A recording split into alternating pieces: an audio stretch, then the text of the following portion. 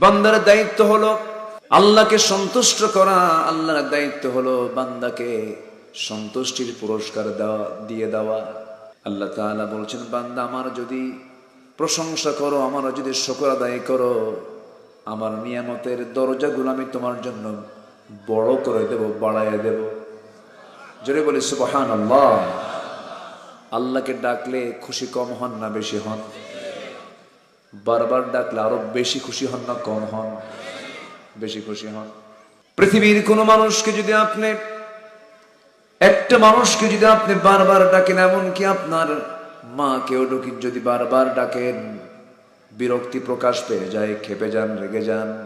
কিন্তু আমার রব এমন রব, যে রবকে আপনি যত বারবার ডাকবেন, আমার আল্লাহ তত নিকটে চলে আসেন। জোরে বলি সুবহানাল্লাহ।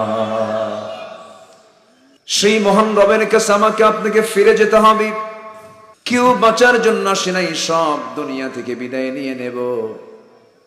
এটা একটা ওয়েটিং রুমের মতো আছি, এখন আছে কিছুক্ষণ পরে নাই, অথবা আজ আছি কাল নাই, পরশু চলে যাব, একদিন না একদিন আমাকে আপনাকে চলে যেতেই হবে। কিন্তু কোন লক্ষ্যে আমি আসলাম, কোন লক্ষ্যে আমার আল্লাহ আমাকে দুনিয়াতে পাঠালেন, এই বিষয়টা আমার আপনার ক্লিয়ার থাকা দরকার।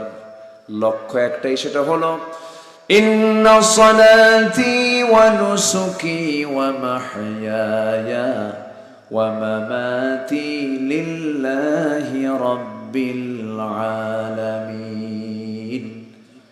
আমার সালাত, আমার কুরবানি, আমার জীবন, আমার মরণ সব আল্লাহ পাকের জন্য। আমার দায়িত্ব হলো কার সন্তুষ্টি অর্জন করা।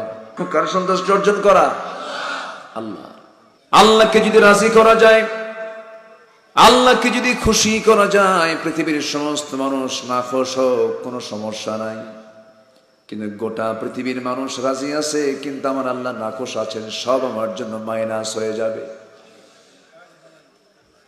কোনো লাভ হবে না।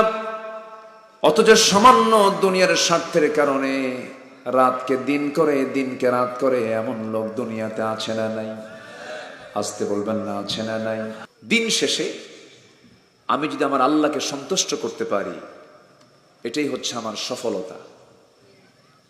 আর আমার আল্লাহকে যদি নারাজ করে ফেলি, পৃথিবীকে যদি সন্তুষ্ট করি, এই সন্তুষ্টি আমার কোনো কাজে আসবে না। বিগত 16 বছর এমন জাতীয় লোককে দেখেছি, যারা বিবেককে বিক্রি করে,